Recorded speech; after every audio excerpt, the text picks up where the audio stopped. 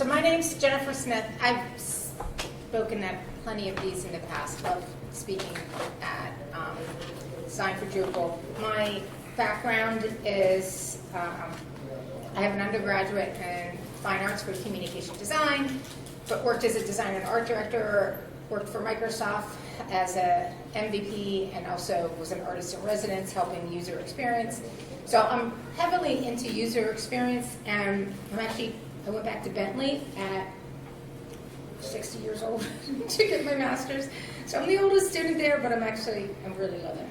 So what we're going to cover here in 45 minutes is a Figma overview, but a bit more the basics. I have to tell you right now, when you work in Figma, I'm going to sit because this is like a weird position. But it's a way of thinking. It's not just how to use the tool. You have to understand the product and how it was built. And if you guys have development backgrounds, it's actually a lot easier for you than for a designer jumping in because of the structure and the hierarchy that's within there. So I'll try to explain it. And so I'll go through creating something really quickly, like start to finish. And there's only 5 of you guys, so if you have questions, stop me, okay? And I'll also talk about design systems. You guys heard of Brad Frost? Okay, yeah, this is important. I always have to teach designers this. Like you start with the atom, molecules, organism, templates, pages. So an atom might be an icon, and then you put the word next to that icon, and that becomes the molecule, and then you put that into a larger button, an organism, and then maybe you create a whole form out of that, and that's your template, and then of course your whole page. But if you're using Figma correctly, you should be doing very little by scratch. You should be having, just like Drupal. Yeah. I'm sorry, is this the building Drupal? No. That's 210. 210. Yeah. Okay, I'm sorry. That's okay. I lost somebody. Just 2 of you. No, just 3 of you guys. But it's good you asked. So if you're doing Figma correctly, you're not sitting there making a rectangle and making text, right? You might be doing that one time and then storing that as a component, just like with Drupal's components. It's Figma. That's the way it's supposed to work too. And so a lot of companies end up building what are called design systems and have all this stuff ready. So I always tell people, now you guys aren't designers, maybe, I think you are. Yeah, but you never start in Figma. If you haven't gotten a copy of Balsamic wireframes, they do have a free copy for students. They also have, it's like $80 forever and ever and ever if you buy it. It's not a subscription, but it lets you build these low resolution, kind of low fidelity, quick prototypes.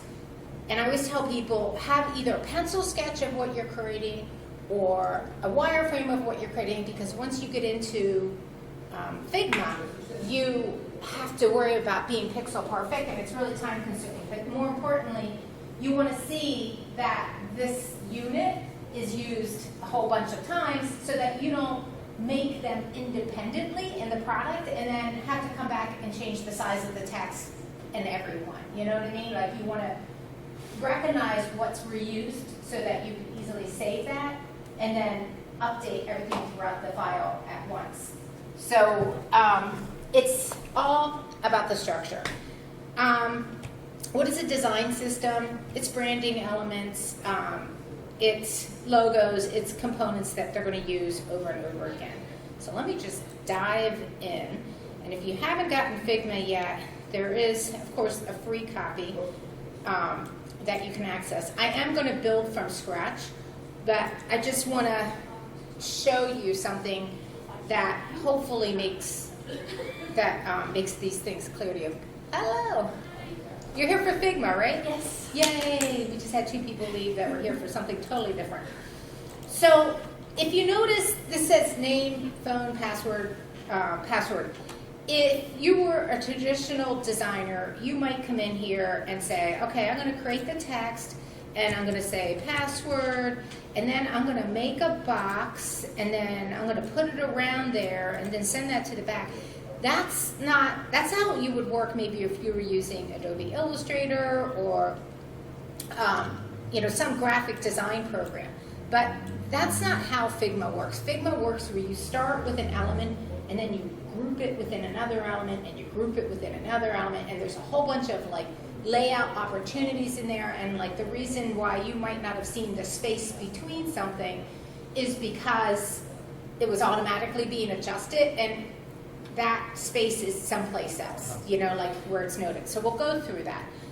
But so to create this, if I do it this way and then I start cloning this, just like what I was saying before, I can go change the words and everything, but I'm still stuck with the fact that if I change the typeface in here or whatever, I have to independently go into those other ones to fix them. So just to give a little bit of a launch into where I'm going before I start something from scratch, the right way to work in Figma is this. So I go in and I say, password. I didn't mean to cap that, but I believe it. And once I have that, I'm going to wrap that in a container. So I can either press Shift-A, which is what I usually do. So I'm looking for the menu item, Add Auto Layout. And I want you to pay attention to what happens over here. In fact, I'm going to do this on a separate sheet so that you can see the layers and see the hierarchy. You're here for Figma, right? Right. Yay. It's here. Come on in. By the way, guys, that's a pencil sharpener and eraser, not cheese. Okay.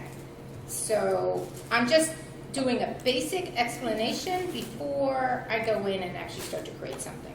So I did that piece of text, and I was telling you, everything kind of gets created around the object. Like this is, the atom. And if you look over here in layers, the layers panel is recognizing the hierarchy or the stacking order. Everything that you put down, it's showing you that. But watch what happens when I either press Shift-A or say Add Auto Layout.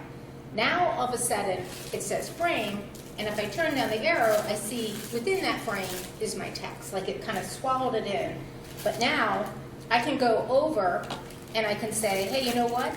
That frame has a stroke on it, and I also want to put some more padding on the sides, horizontal and vertical. So that's like where your space is between things, like it's set automatically. So I only have one object in here, but we'll get into multiple objects. But again, if I were doing this, there's a couple of things that I can do to save my time. One is, I could easily just come up here to the top and say, all right, that's a component.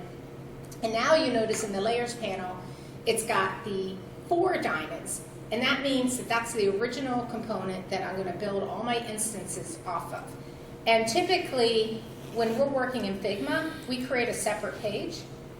I'm just going over the layers, assets, and I'm going to say components. We'll create a separate page for just getting those out of the way, because you don't want, if you open somebody's document and they have the components in their design, it's really scary. Because if I, just to give you an example, if I come in here and these are instances, you can see they're hollow diamonds. If I come in here and I'm like, all right, I meant to use this, but set a password on this one time, I'm going to change it to cat. They all, like if you leave a component in your design, you might accidentally make a change that's meant to be independent on that one, and that applies to everything. So anyway, I'm just going to right click on that and say move to page, components, and now it's off of there. Oops, I did not take the whole thing. Let me make sure I take the whole thing. And you probably hate designers because designers don't name things. So I'm going to call that button. And then I'm going to right click and say move to page components. If I want to use that now, I just go to assets. And then I'll see any components that I have, no matter where in this document. So if you open up somebody's document as a developer and they have multiple pages, everything that's on those pages, that's a component, no matter where it's placed, is accessed through that asset. But now I pull it out and I use it as many times as I want. And these are all, if I go back to layers, they're all instances. But if I right click on it, I can say go to main component, and I actually wanted this to be, to have a color, a different color to it. And then return to instance, and then they're all updated. Does that make sense? Like, that's the concept of Figma. And I'm going to go back to that other document that I had, and I'll start building stuff so that you get a better understanding of that hierarchy. So this layers panel, again, that is representing the stacking order. The last thing you did is always on top. It works just like layers in Photoshop or Illustrator if you use them. But also, they allow you to drill down to see what are, where items are, which is, of course, really helpful. You can even do a Control or Command F, and it turns into find. So if you're a developer and somebody says, look for the button called button, you can start typing it, and it will show you all the components called button or items, objects at all.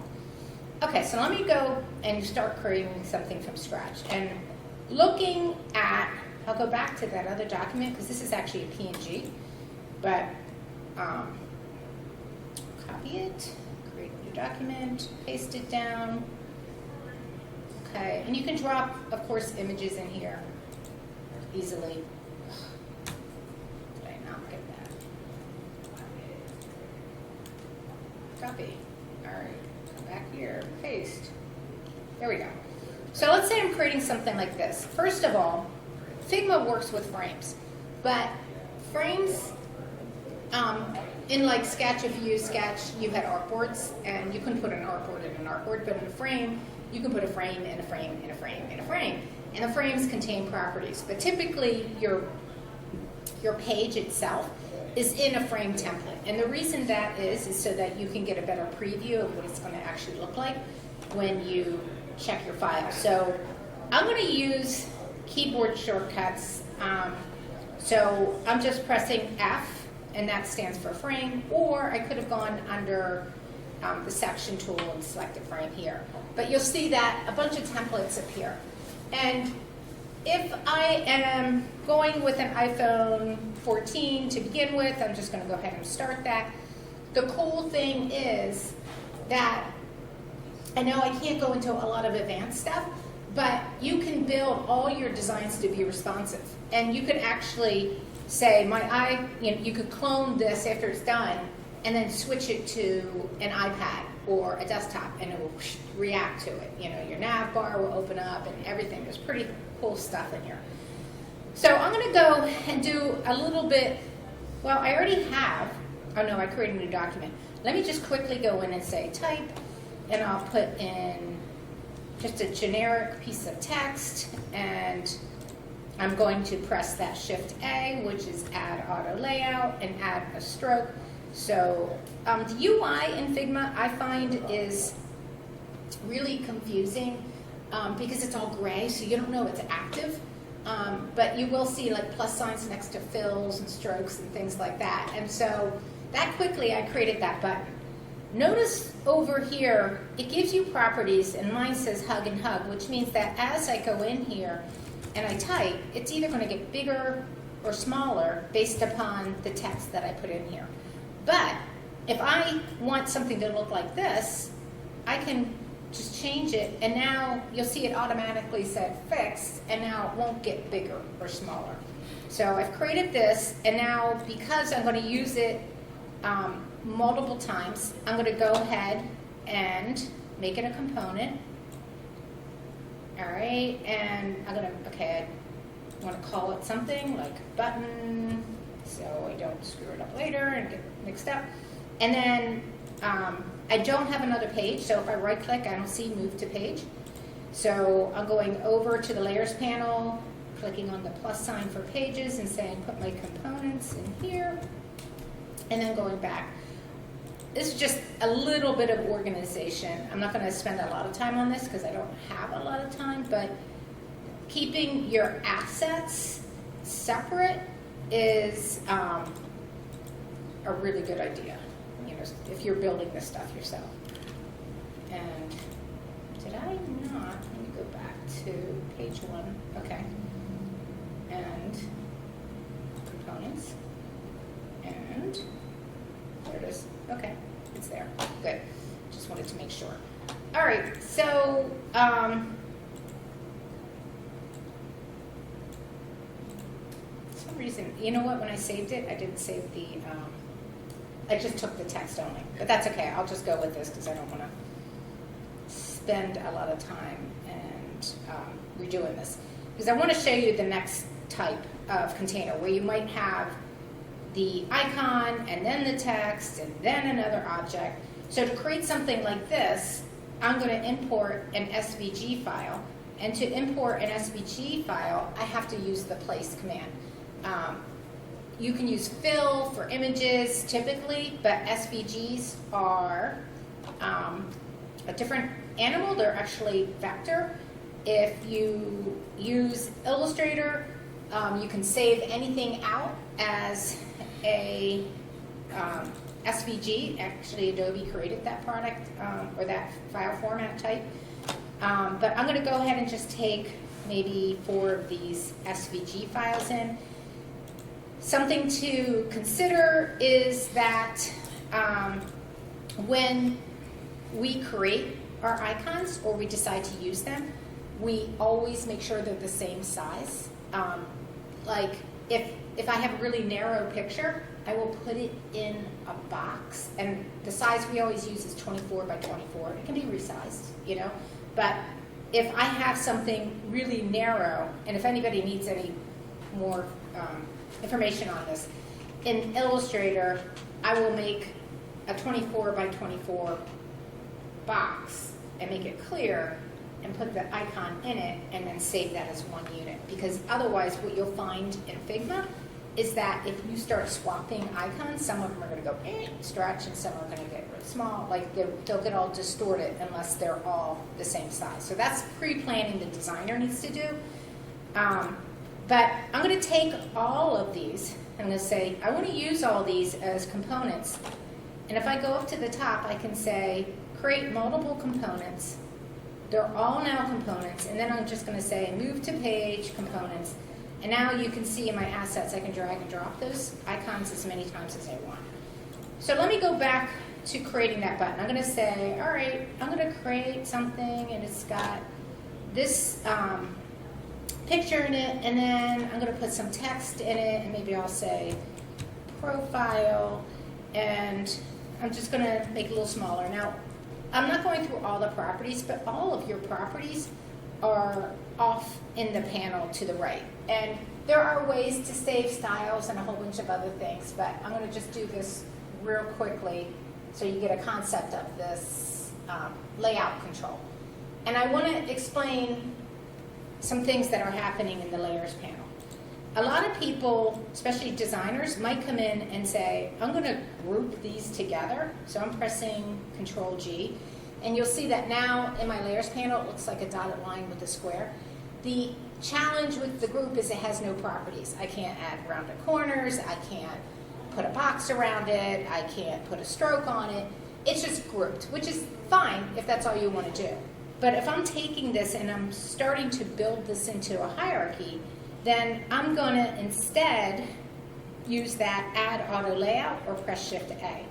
And even though I don't see it instantly, I now have controls. Like I can come in and say, +sign fill, I want a fill, and I needed a little bit of padding on that, and here's the space in between.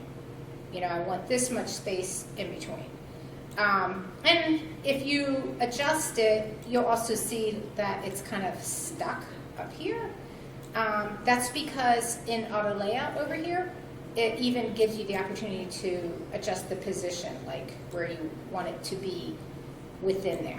Does that make sense? A little bit? Okay. So this becomes the button, you know, that I want to use, button 02 or whatever, but that's just adding another element to this.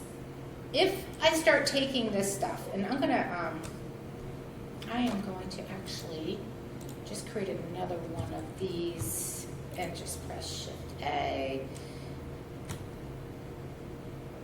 And let me make sure we have this guy selected. Shift A. Shift A. There we go. I'm going to put a stroke on that. Good enough. And I'm going to go ahead and pull that open. And this time I'm going to say I want that text over here on this side.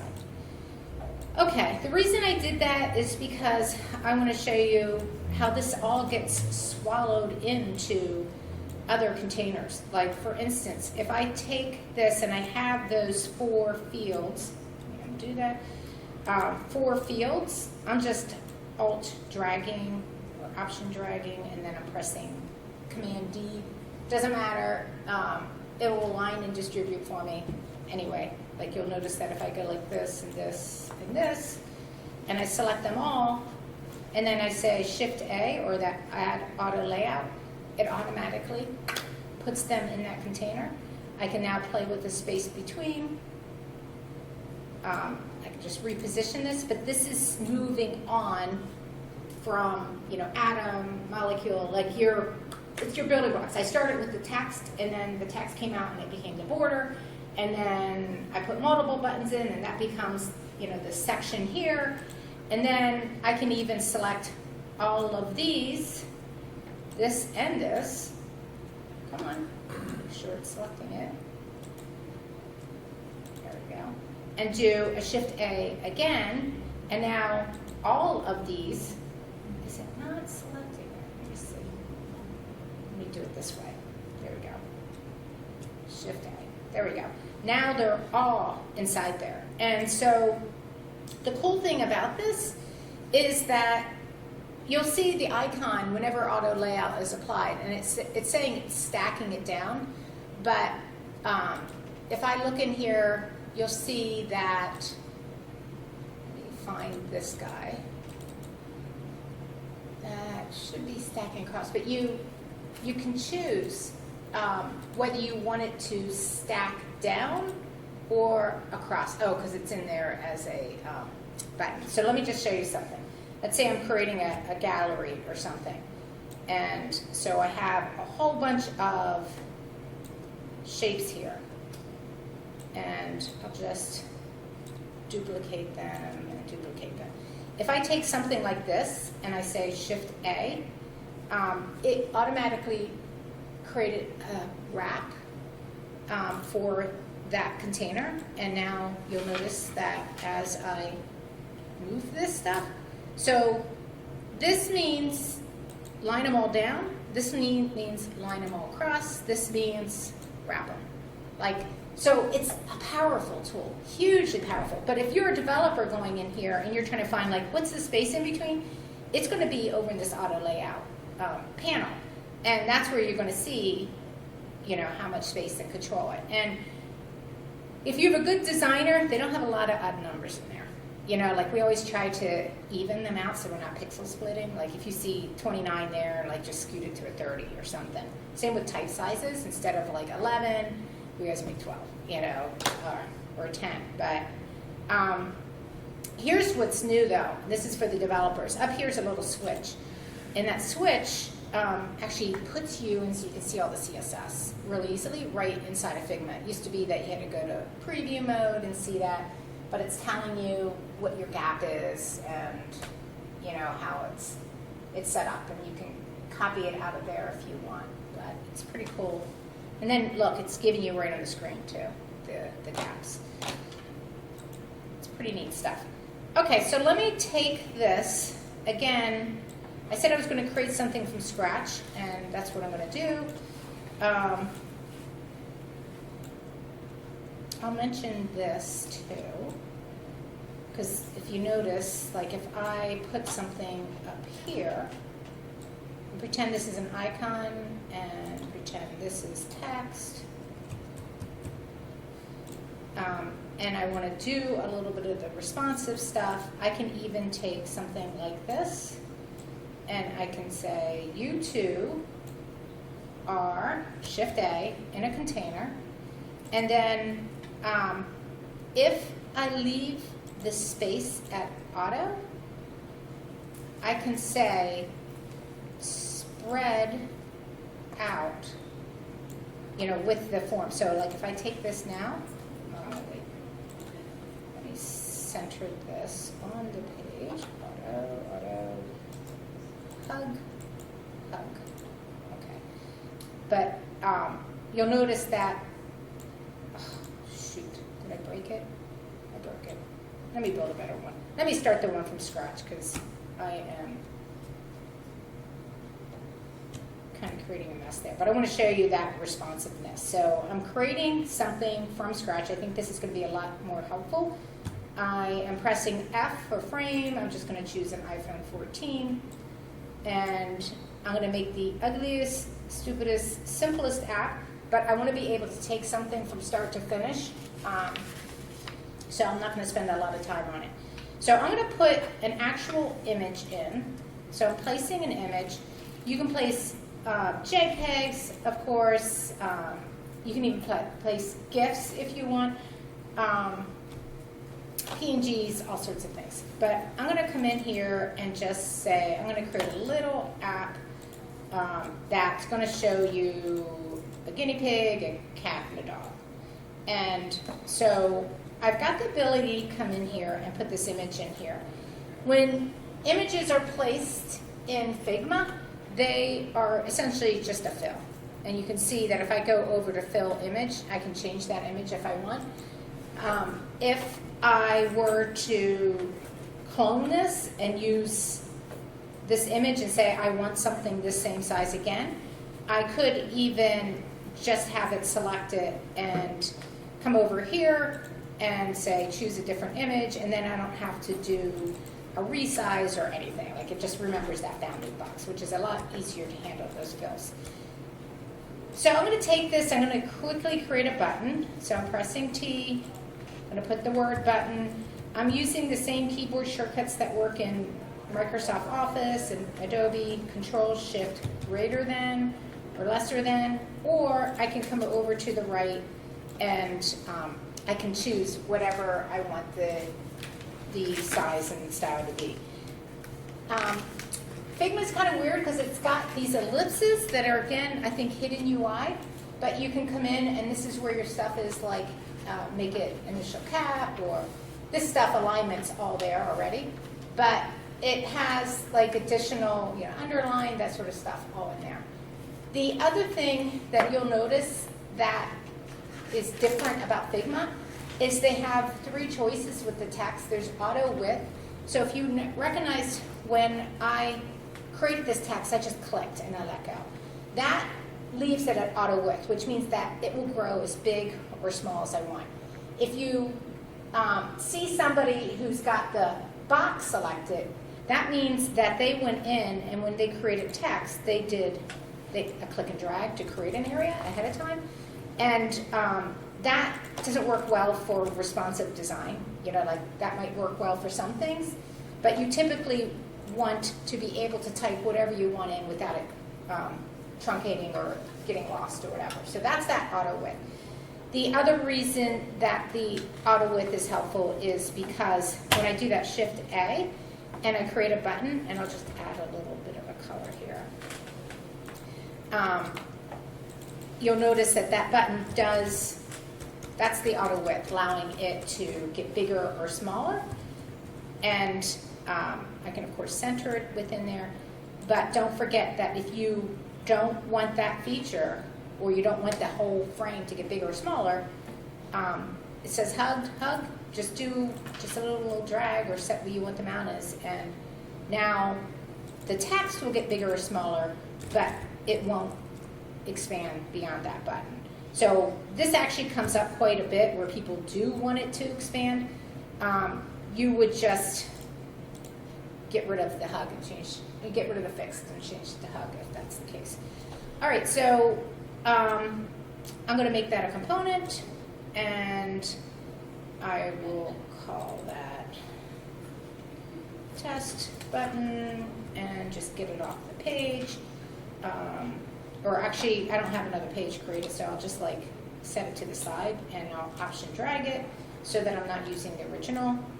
Option drag, select all three of those, and then do the Shift A. Whoops, didn't have it. Undo. There we go. Shift A. So you don't have to do align and distribute. If you wanted to do manual align and distribute, it's all at the top. But once you put it inside a container like that, it's not really necessary. So I'm going to change this. I can override my component text. I can override the color. I can override pretty much anything except for the layout controls themselves, like how much padding I have in it. That I would have to go back to the original, but other stuff I can easily come in and you can see that I can come in and change the fill of that. And if I were to go back to that component and I would change the fill, it would leave this alone because it says you want it that different, so I'm not going to update it. So if I come in here and I'll say, you know, this guy now, you're red, it doesn't touch that other one. But if somebody screwed up and you did want that way, you can always go over and say reset all changes or just reset fill. Like you can get it back if you want. So it lists in that information palette panel, it does list your little icon there or little component that you're using. So let me put a couple more. I'll just put 2 icons in for this. We'll do share and star and just open them and boop, boop. And I will make those a component. And so, oops, didn't want to do that. I will go in and say make multiple components. Good. And I'll just leave them off the screen. But if I were doing this for real, I would have a component page. So the reason I did that is I just want to show you another way of using these components. I'm going to go ahead and create some text. Favorite. And I'm going to go ahead and put this star in over to the left, and maybe I'll make it a little bit bigger so we can see it. And then I'll take them both, Shift A. They're now in the same container. I can manually adjust the space as well. And I'm going to make this a component. All right, so now that's a component. It kicked out the original one, that's okay. But watch what I can do. Because I made the icon a component, I can even use that little information area over here to say, instead of the star, I want you to use the share icon.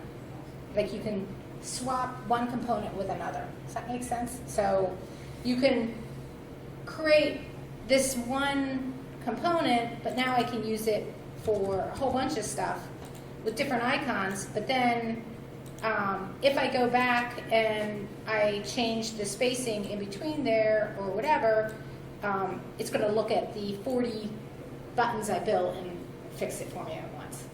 Is that making sense? Okay. All right. So let's go back to building this page. I'm just going to insert a image. I'm going to put an SVG in. And again, SVGs, obviously you guys probably know, they're scalable, so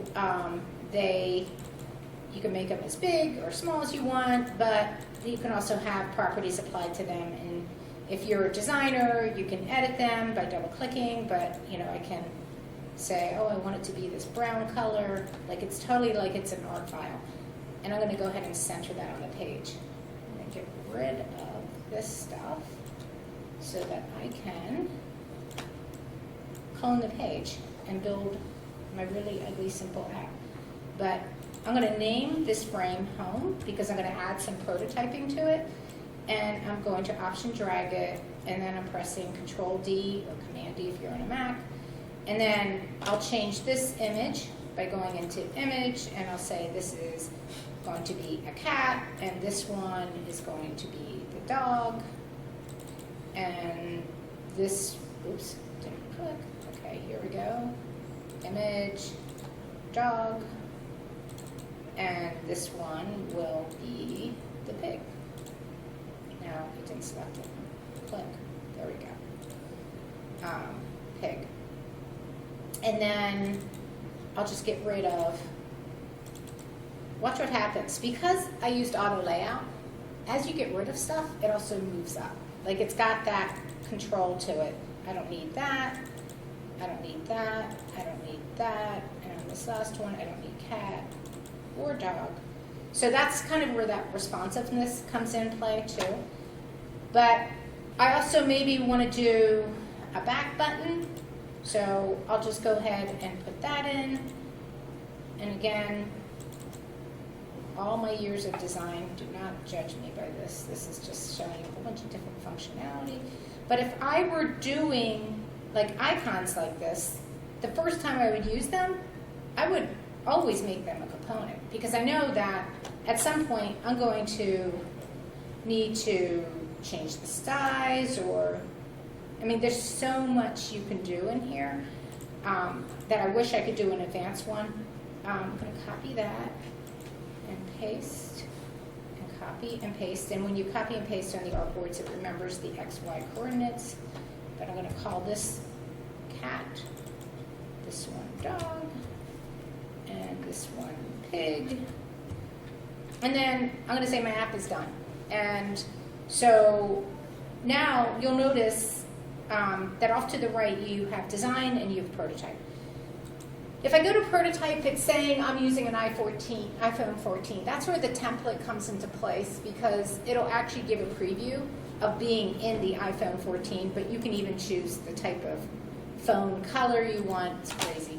But if I come in here, you'll also see that if I select something, that double click on this guy, that allows me to add interactions. There's a little plus sign. But I can also just look for these little dots and use a drag and drop. So I can say, hey, when somebody clicks on cat, go to the cat page. When they click on dog, go to the dog page. When they click on pig. Now, if you're working with something that's 40 screens, obviously you can't do that. So I can also go up to the plus sign and say on tap, navigate to the page called pig. You know, like, so got that. This back button, I could have done it once in the component, but I placed them all separate. But I'm going to select them all and say, I want an interaction, and the interaction is that for it to go back. Like, I don't have to worry about where it came from. Figma will remember that. And I don't really need a home button on the home page, but I'll go ahead and take these three, and I could either drag them all to the home or use that plus interaction button. Now the other thing that you see in here is that as I add the interaction, it does give me some animation controls. Like right now it says instant, but I can have it move in, move out, push, side in, and then choose the side. So how we use these in design a lot is having a menu appear or disappear. And so for something like that, we might use move in from the left or move in from the right, and it'll actually take another screen or an overlay and bring it in. But if I'm done with this, I can either share this file directly with folks I'm working with. The only issue is the free version does not give you team access. So if you share this with somebody and you have like the lowest paid account, you end up paying, I think it's $20 a month to let somebody have editing capabilities on your sketch file, which is kind of scary. So if you do share from here, they can come in or they can view. And if they view, they're seeing this. And then you don't have to pay for that. But if you want to show a client, you click on the present button up at the top. This is now where it kicks in that it's on an iPhone 14 and my image there. And this is how you can test, the links or whatever. And if you want to see additional information, Like they can come in here and just, they have a little bit of control, like the ability to leave you comments right in this view, or you can see the other, flows. This one only has one flow, or they can go back. The flow is set automatically with your first page, but you could actually give it a name and say, new user, and then you could go to another page and say, this is another flow, and this is for repeat user, and that just helps you, because then when they go in that preview, they can actually choose what flow they want to see, like a new user, or doctor, or patient, or whatever. So that's your quick overview. I want to do one other thing, and hopefully, is this making sense to you guys? Yes? Okay. I just want to take it to one other thing, because they now have like conditions in here and stuff. I'm not going to get into that just yet, but it all is kind of based upon something called variables. And so I just want to introduce this to you so you know where they are, because it's super cool, and then hopefully you can venture into them more. But if I don't have anything selected, and I'm on the design panel, they have something called local variables, and I can create a variable, and I'll say I want a number, and this is going to be rounded corners, and I'm going to put a number in of 25. But how this can be used is if I have something like a rectangle, I can now, you'll see this little icon over to the right for variables, so you can set different number values, and I can say I want to apply the rounded corners and give it a 25.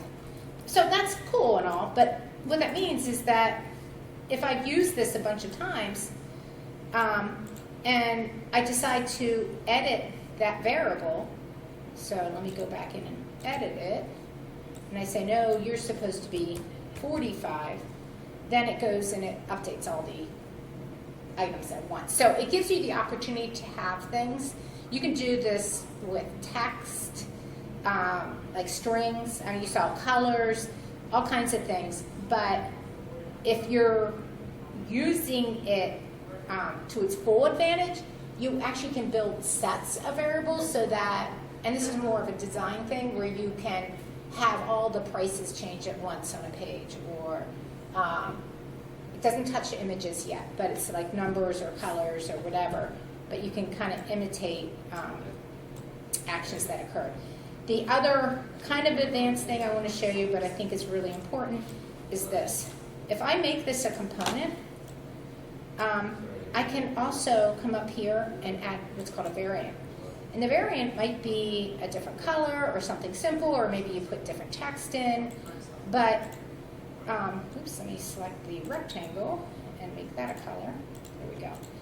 But it's this simple. Like if I select this and I go into prototype, I can say when somebody taps on this, it becomes this.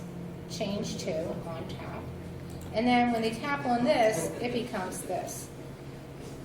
That's the simplest way to explain a variable. But if I decide to use this, so I'm just going to take this over here and resize it, and then I'll go ahead and preview this page. Now I did something really simple, which is just color. But that could be a totally different icon, or that could be a drop-down menu. Like, because I could make that bigger. I could say, oh, when they click on this, this is, actually I'll make this one smaller and this is bigger, but we use these for drop-down menus and such, and then maybe I'll go in and say, when they do this, menus being hidden, when they do this, I want it to be smart animate and ease out, and so your possibilities with this are pretty unlimited. I'm going to reset the size, and then I'll just go ahead and play this. Oh, I broke it. Dang it. I'll go back and check. But point being that this adds a huge, I must have broken it. Let's see. minus that, and I'll minus this, and then I'll just do that, and then just do that. But I want to make sure, smart animate, good. And just to make sure I don't screw it up, I'm going to take a fresh one over there, and there you go. Get it? You know, so I wish I could show you guys more, but it's 45 minutes, and I know you probably have other places that you need to go. But that enough to make you dangerous? I'm trying to get a discount code for, I'm going to see if he responded yet. He didn't. I'll make sure that it gets promoted, but if you guys are self-pay, like I was explaining earlier, we do a ton of corporate training. So if you're like a smaller business or independently paying, we'll get a really good discount code to you so that, because we have a one-day class. And we actually expanded this to a Figma boot camp, which is 2 days, because it can just go on forever. Like, there's so much stuff in here you can do. Anybody have specific questions or want me to do something again? Or no? Makes sense? Okay. That's great. Cool. Excellent. Guess we're done. So now you press that. Yep. Okay, get the claps, and then